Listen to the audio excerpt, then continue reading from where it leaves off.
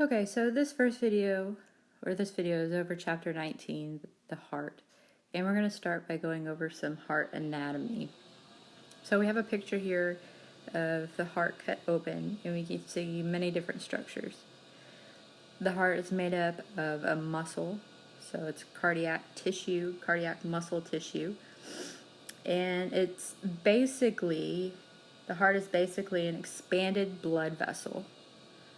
Okay, so it's lined with an endothelium, like vessels, and we have different chambers. We have the atria, which receives blood.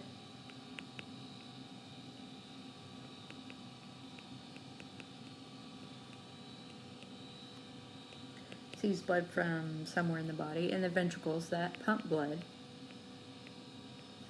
out.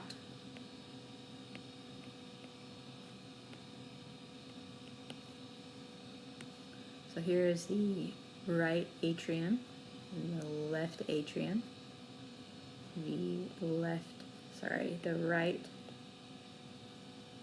ventricle and the left ventricle. We can see with the left ventricle that the heart muscle itself, the wall, is much thicker than on the right side. And that's because blood is being pumped to all over the body versus on the right side where blood is just being pumped to the heart. Okay, so again, it's like an expanded blood vessel. It's tubular and lined with cardiac muscle tissue. Blood from the right side is dirty, used blood, deoxygenated blood, where blood from the left side is new, high energy, full of oxygen and nutrients. Okay, so we can also see parts of the pericardial sac here that lines the heart with the serous fluid here. All right, that's a very small space that helps reduce friction whenever the heart is pumping. Okay.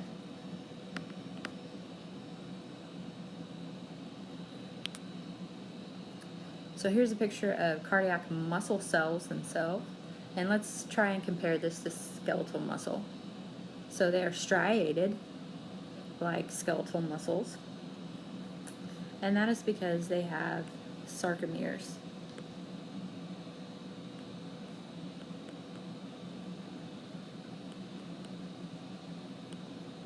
So we can see the lines here that are forming.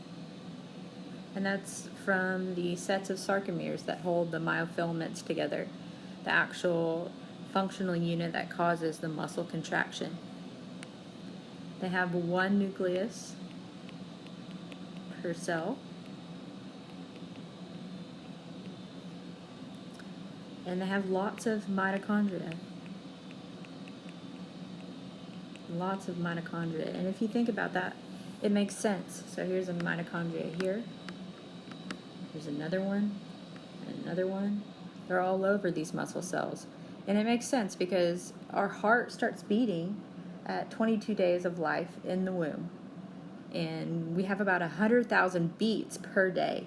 Our heart is constantly beating versus our skeletal muscles that may be at rest sometimes. Our heart never stops beating. Well, hopefully it never stops beating. Okay. There are also, cardiac muscle cells are also branched, which is different than skeletal muscle.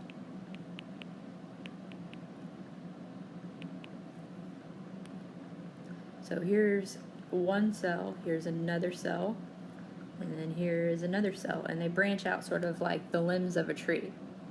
And this allows for the heart muscle to have greater strength, and it allows it to be stronger and less likely to tear.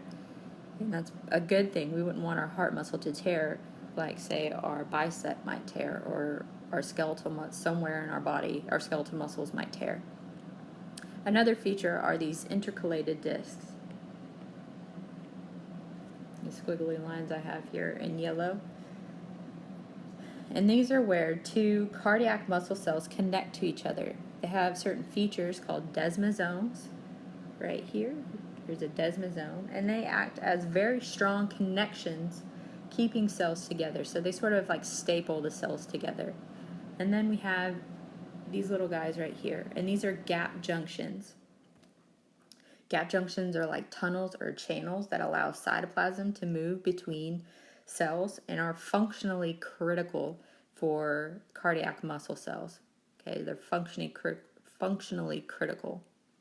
All right. So let's talk about the two different types of cardiac muscle cells. We have contractile cells, and we also have autorhythmic cells. So contractile cells make up 99% of all heart muscle cells. The action potential enters through gap junctions, like we just saw on the previous page.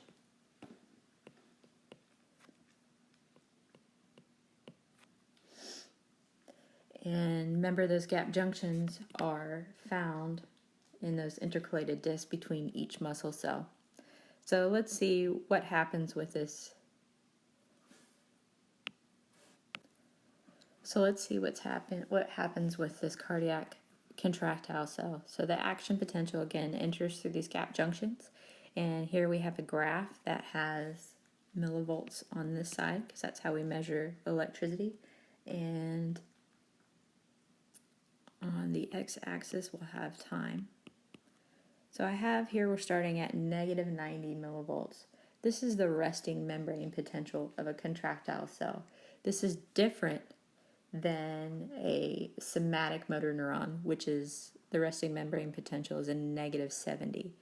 Okay, so this is the resting membrane potential. So here's our action potential moving along. It enters and a voltage gated sodium channel opens.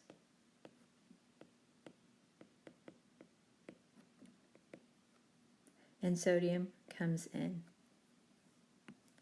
So we can imagine that since sodium is a positively charged ion, our graph is going to shoot up. So we get this sort of feature. It shoots up to about positive 20. So this was step number 1. This will be step number 2. Okay. At this point, a voltage gated potassium channel opens, and potassium rushes out. And the cell starts to repolarize, so the charges start to go back to normal. So we see a downward slope of the graph. But then something else happens, and this is step number 3. Calcium channels open, and calcium comes in. And calcium is a positively charged ion, and it counteracts this potassium that is leaving. So we get this plateau of our graph, and this is called the refractory period.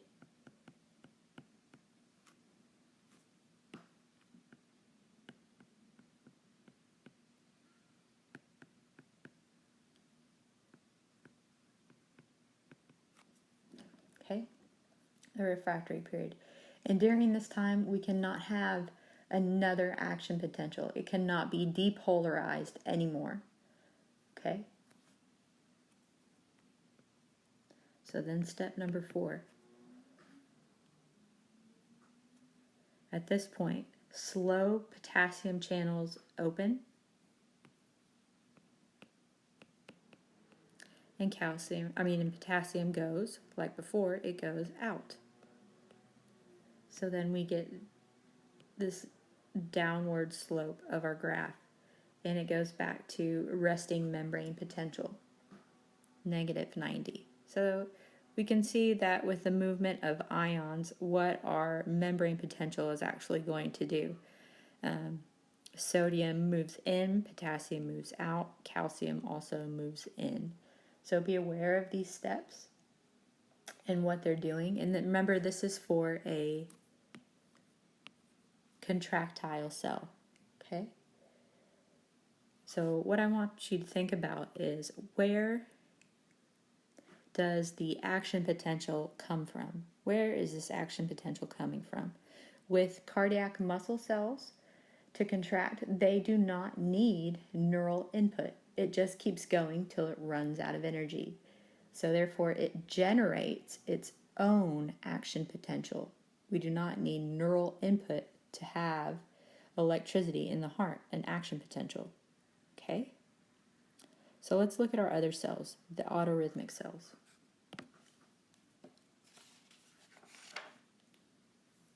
Autorhythmic cells make up 1%, only 1% of cardiac muscle tissue.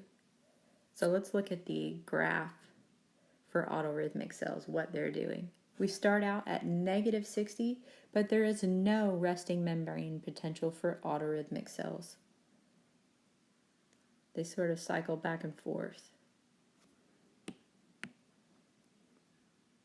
So with this first step, IF channels open.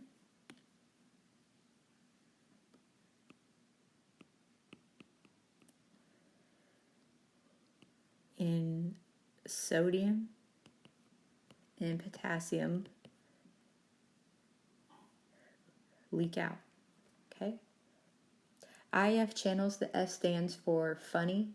They're special channels and they call them funny because they're very leaky for sodium and potassium, but more so for sodium.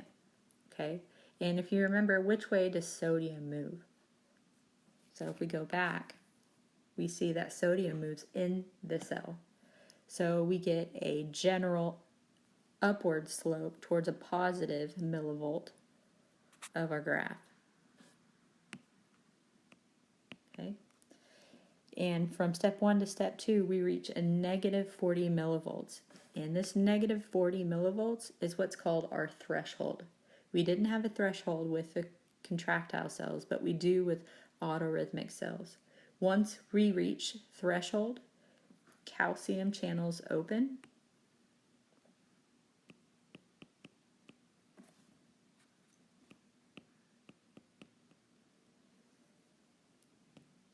And calcium comes in. So that's more positive charges coming into through the membrane, so our graph will go up to +20. Okay? So once we reach threshold is when that action potential actually fires. Okay? Is whenever we get that action potential firing up. Okay? And so when we reach the top, potassium channels will open. And like before, potassium goes out. So we lose some positive charge and our graph goes back, cycles back down to -60. And we could do this again. We could go back up to our IF channels could open. We could reach -40, which is our threshold. Open calcium channels, which shoots off our action potential. We reach +20. Our potassium channels open. We lose positive charges and we cycle back down. So this portion right here from step 1 to step 2 is called the pacemaker potential. It's really important that we understand pacemaker potential, for it establishes our heart rate.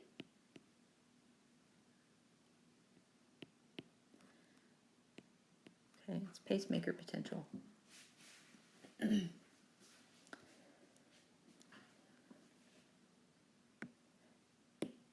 At this point right here at step 3, that +20 millivolts, this is what, that +20 millivolts is what passes through our gap junctions. So if I draw you a little picture of an autorhythmic cell connected to a contractile cell, so this would be our autorhythmic cell, our contractile cell. Here's that intercalated disc, and we have a gap junction. That +20 millivolts is what actually passes through that gap junction to the contractile cell to set off the action potential in the contractile cell. Okay, so be aware of that. Again, there's no resting membrane potential with autorhythmic cells, but we do have a threshold, which is -40, which we must meet before our calcium channels will open and we can send that action potential to go through our gap junctions in the intercalated discs. All right, so let's take a look at that contractile cell one more time. If we were to increase the permeability of calcium, we can change the force of contraction we generate in the muscle tissue.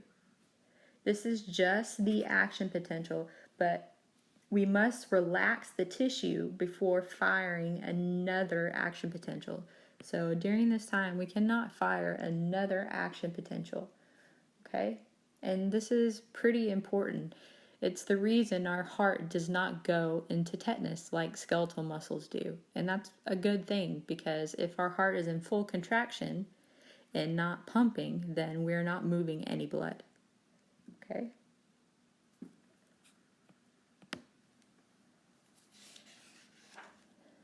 So the electrical conduction system of the heart. We have a picture of the heart, a cross section, or a sagittal view. That would be a frontal view, sorry, of the heart. And we can see here the SA node and the AV node.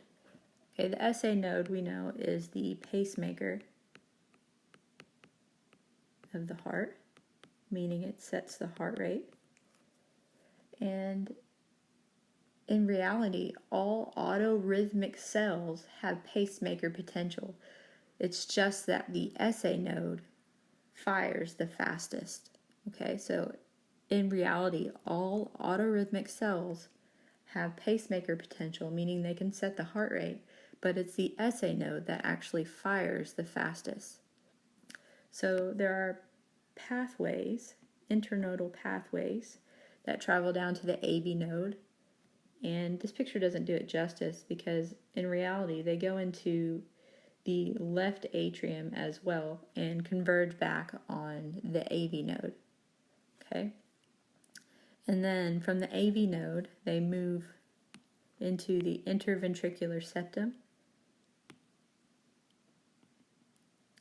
And this portion is called the AV bundle. The AV bundle. And then they split into the left and right bundle branches. And, you know, they're moving this action potential through the cardiac muscle tissue, but we're not really getting much of a contraction because the charge is not really netted out. It's not spread out, because these are just strings of autorhythmic cells. Remember, autorhythmic cells only make up 1% of the cardiac muscle tissue. 99% is contractile cells. So we're not really getting much contraction here, and that's a good thing. We wouldn't want our heart to contract yet. From the left and right bundle branches, they spread into the Purkinje fibers. And here is where that charge actually nets out and spreads to the rest of the contractile cells.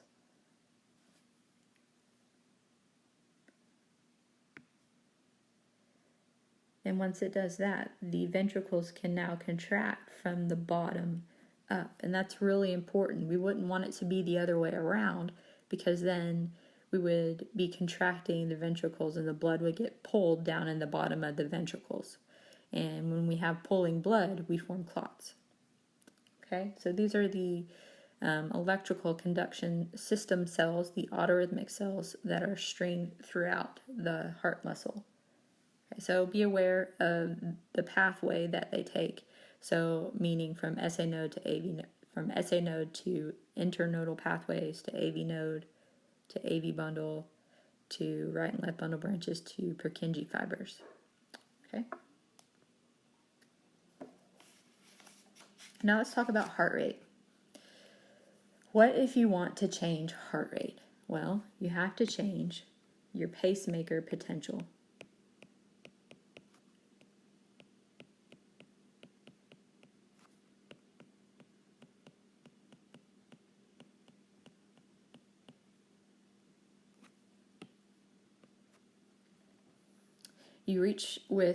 If you reach threshold quicker or slower, you can reach threshold quicker or slower and increase or decrease heart rate. Okay, and you can do this by making those IF channels, those funny leaky channels, more or less leaky to sodium. Okay. So if we go back and look at that chart of autorhythmic cells, that graph, sorry, we can see from step 1 to step 2 is where our IF channels open. And if we allow more sodium in, what would our graph look like? Well,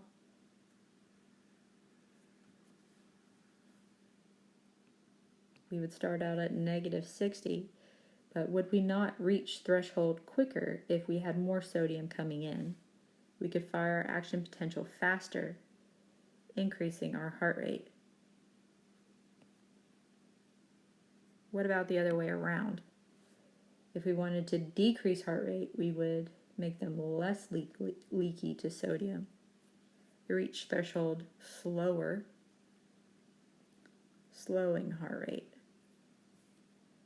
Okay?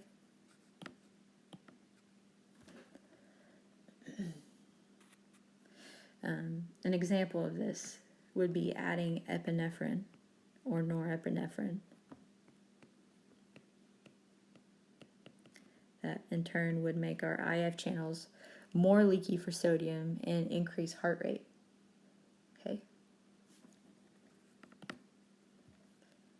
All right, so the next portion of this video is going to go over the cardiac cycle, and we're going to touch on many different things. This is a picture from your textbook, and it shows a series of events that occur in your heart.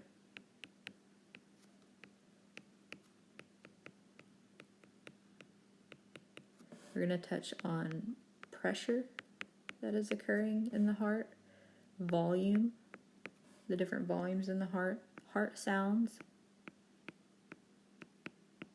and then we're also going to talk about the ECG, or as you might know it, EKG. Okay.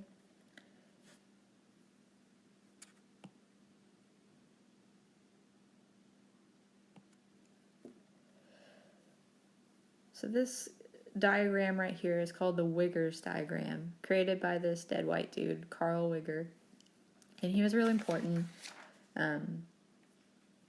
in understanding pulmonary circulation. And really what this diagram does is summarize all of what we just listed: pressure, volume, electrical changes, and heart sounds. And we're going to break this down step by step, unpack the layers, and we'll probably come back to this diagram once we've unpacked all these different layers. Okay, so I want to start off by talking about the ECG or EKG. What is the EKG? We need a good definition for this. And it is the sum of all action potentials in the heart.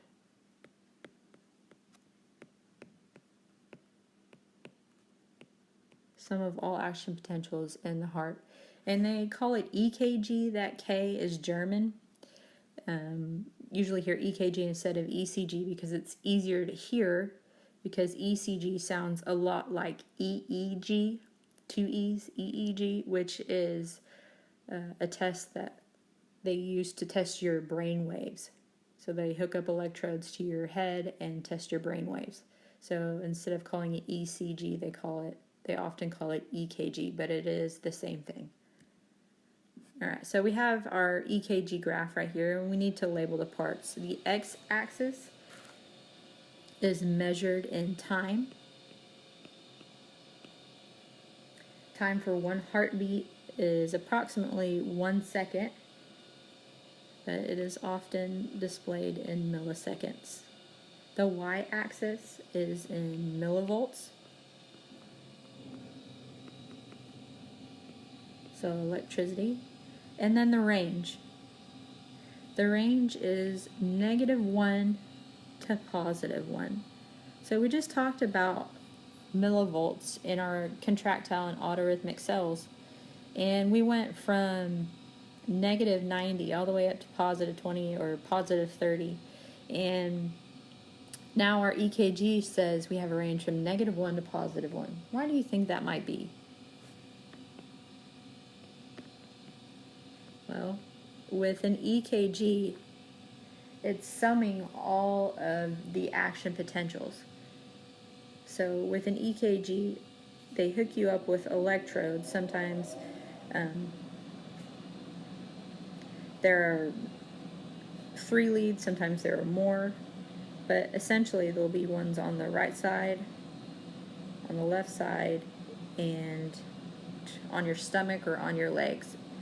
Okay, this is just a 3-lead EKG or 3-electrode EKG. And what I mean by they add up all of the action potentials is that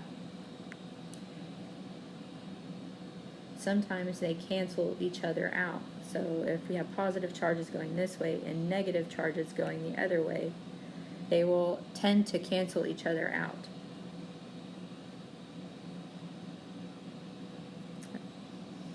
Alright? So that our range that never goes above +1 and never goes below -1. So the charges are again canceling each other out. So let's look at the different parts of an EKG. Our first waveform is the P wave.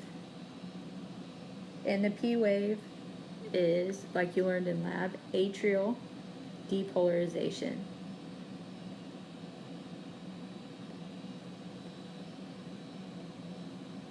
Okay, so when we're talking about polarization, we're talking about the electrical function of the heart. And remember, we have to have some sort of electrical event before we can have the actual contraction or mechanical event.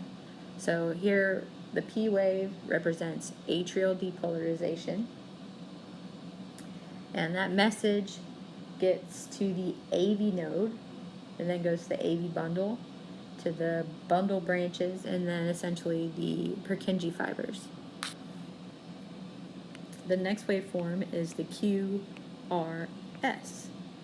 The QRS is ventricle depolarization. So now we're activating the ventricle. Okay. We also have atrial repolarization during this time. So the atria is preparing to relax while the ventricle is preparing to contract. The next waveform is the T wave. The T wave, during the T wave, is ventricle repolarization, meaning the ventricles are preparing to relax. Okay, so be aware of what is happening during the different electrical events in the heart. Alright, now let's look at the mechanical events. I know this seems like a lot, but we're going to go through it step by step. This picture here is from OpenStax.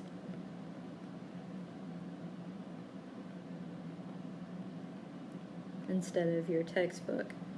So if you're looking for this picture, it comes from OpenStax, which is a free online resource.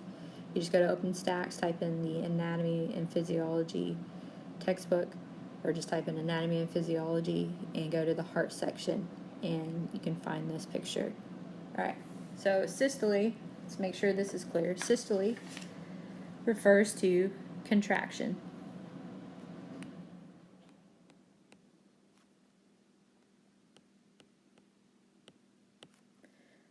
And diastole refers to relaxation.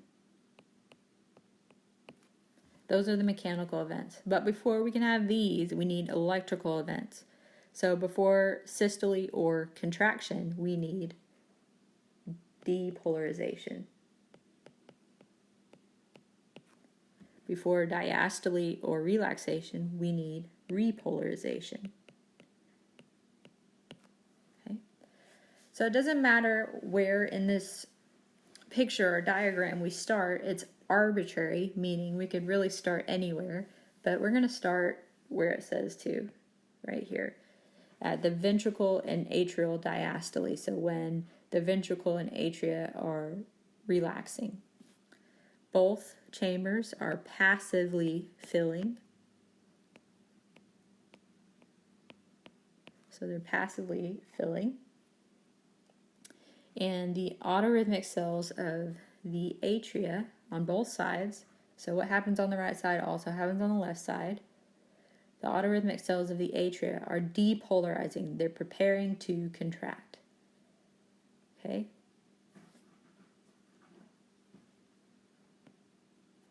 Then we get atrial contraction, or atrial systole. Pressure in the atria is increasing because we're contracting the atria. The ventricles here are relaxed, and the atria are pushing blood into the ventricles. We end up with a volume called the end diastolic volume, and this is the amount of blood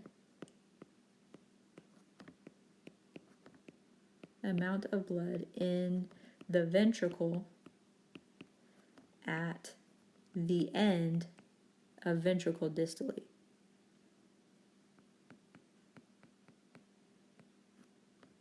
And this volume is going to become important.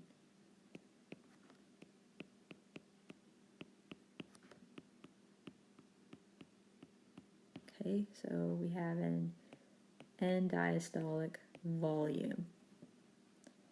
The next step, I guess it would really be here that we get an EDV. Okay. The next step is ventricle systole. The ventricles are contracting again from the bottom up. We get an increase in pressure in the ventricles. And the AV valves shut, creating turbulent flow. And we get our first heart sound. So the AV valves are the bicuspid or tricuspid and bicuspid valves. So I just say AV valves to include both of them. That just means atrioventricular valves. Okay, and what really causes that heart sound, the lub, that's the first heart sound, is the turbulent flow that pushes back up against the valves themselves. It's not actually the closing of the valve that causes the sound. It's the turbulence, the whoosh of the blood pushing on the valves that causes the heart sound. During this time, the semilunar valves that let blood out of the heart are also closed. Okay. As the ventricles finish, and you get another volume. As the ventricles finish contracting, you get another volume, which is end systolic volume. So I'm going to let you guess what that definition might be. Looking at end diastolic volume, what would end systolic volume be? Well, it's the amount of blood in ventricle at the end of what? Hopefully you said ventricle systole.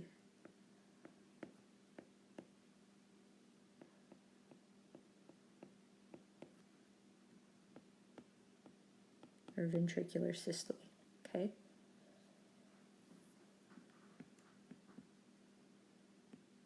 So these two volumes, EDV and ESV, will become really important later on. Okay, so make sure you know these steps that are happening. I mean, we could continue to go on. So after ventricular systole, we get ventricle diastole. That's relaxation, right?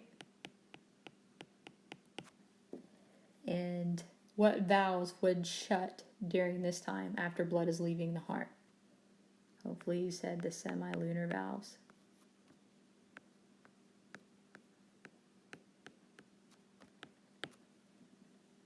To prevent blood from leaving the heart anymore. Okay, so now let's talk about these heart sounds. During ventricular systole, we create or increase pressure in the ventricle. This creates turbulent blood flow, and it snaps which valves shut? AV valves.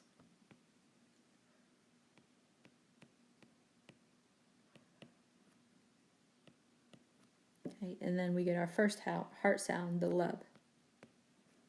During ventricular diastole, the relaxation of the ventricle changes pressure and the semilunar valves close.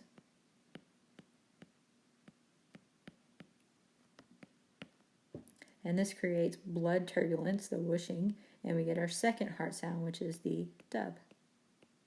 So that's where the lub and the dub come from. So let's take a look back at our Wigger's diagram. So here we can see our different heart sounds, S1, S2.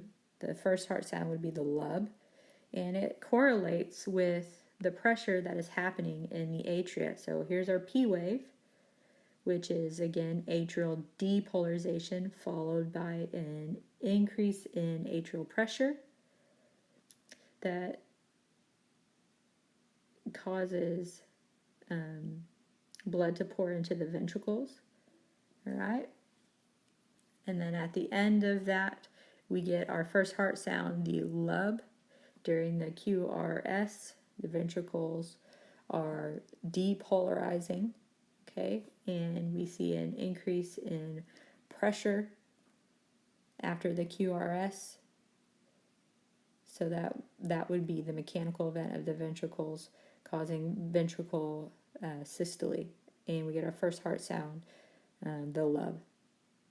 Okay, so following the P wave, we get the first heart sound, and then following the T wave, we would get our second heart sound.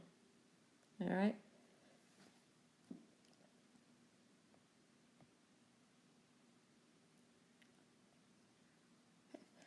Now let's talk about some different volumes. Stroke volume. How can we calculate stroke volume?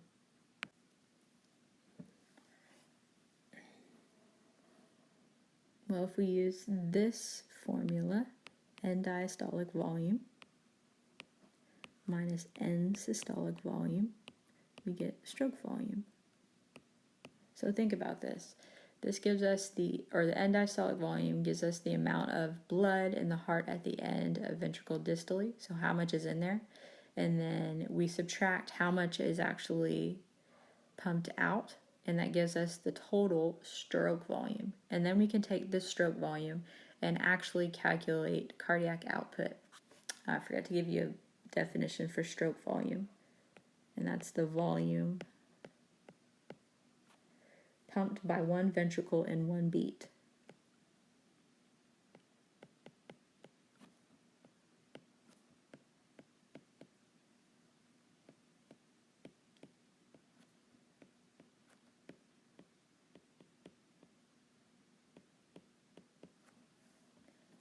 So the formula for cardiac output would be stroke volume times heart rate. Cardiac output is the volume of blood pumped to the body from one ventricle in 1 minute.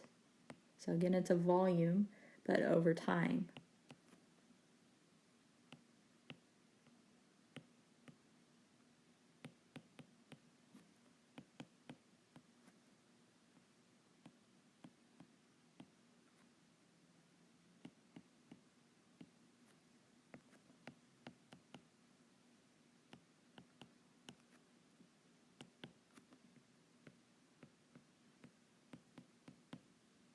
Okay.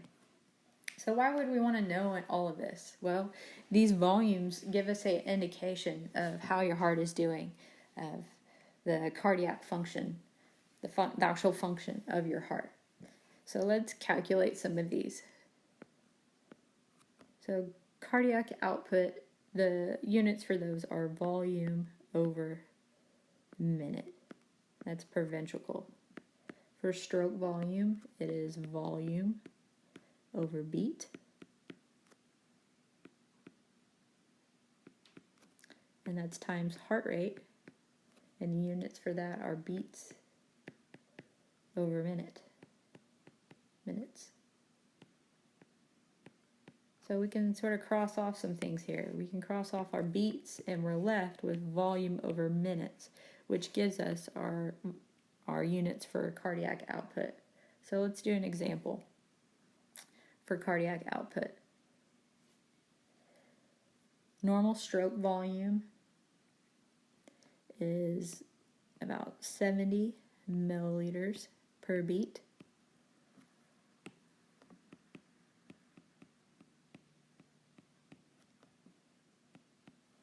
And heart rate, typical heart rate is about 75 beats per minute.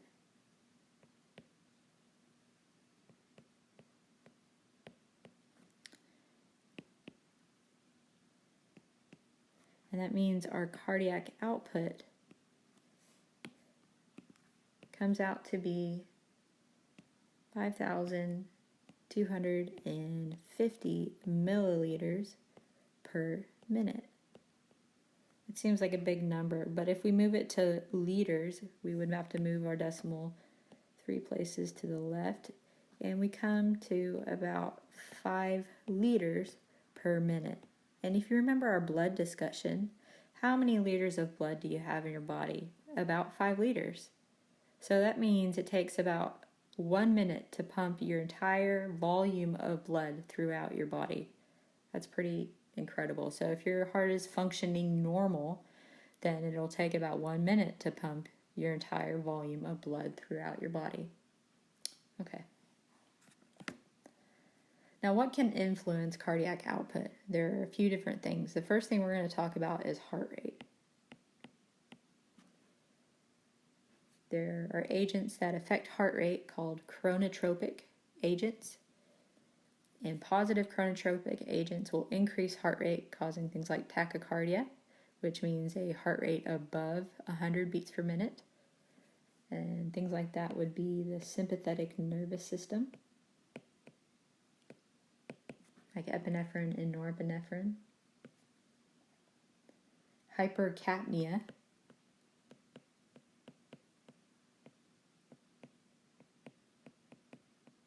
which means high levels of CO2.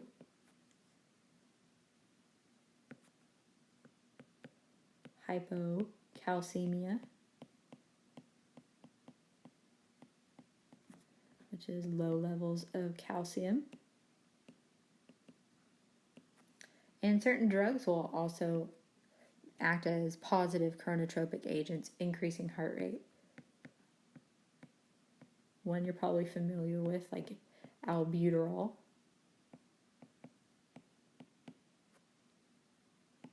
But also things like atropine.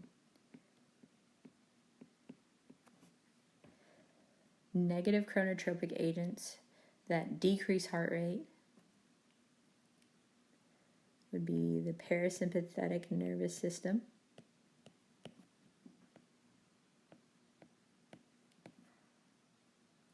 hypoxia, meaning low oxygen, and hypercalcemia, meaning high levels of calcium, hypercalcemia. Okay, so that's just one thing that can influence cardiac output. There are actually 4 different determinants for cardiac output. So we just talked about heart rate. It's number of beats per minute.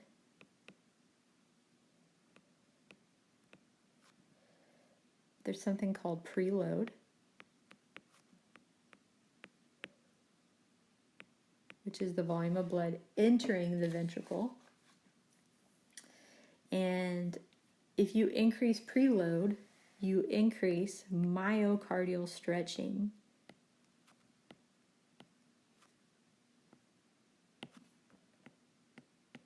So you're putting more volume into the actual ventricle.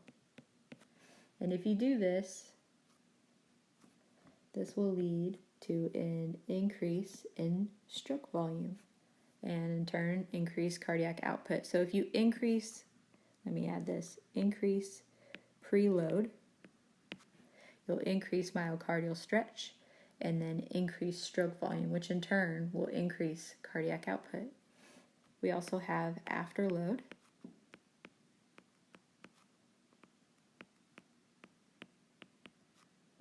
which is the resistance in the ventricle that it must overcome to circulate blood, to actually get out of the heart. So if you think about it, it's the resistance the blood must overcome, or the heart must overcome, for the blood to get past, say, the valve and through the vessel, okay? So like past those one-way doors. So if we increase resistance, that leads to an increase in afterload. And if you increase afterload, what happens to stroke volume? Well, you decrease stroke volume. And we could think about it in the opposite way. If we decreased afterload, what would happen to stroke volume? Stroke volume would go up, okay?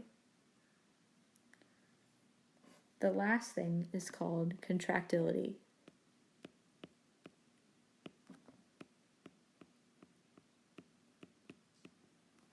And that's how hard the myocardium, the cardiac muscle cell, actually contracts for a given preload. There are things that affect contractility, like we had things that affected heart rate, and those are inotropic agents. I think I spelled this wrong. There's no I or O there. Inotropic.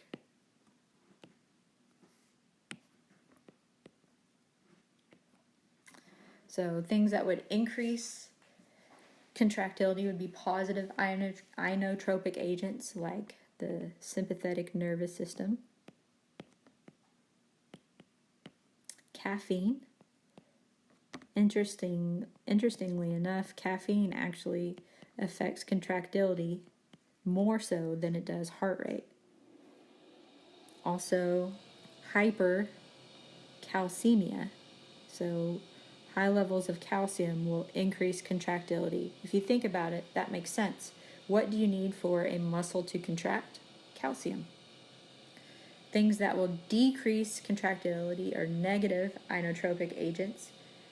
So that would be the parasympathetic nervous system,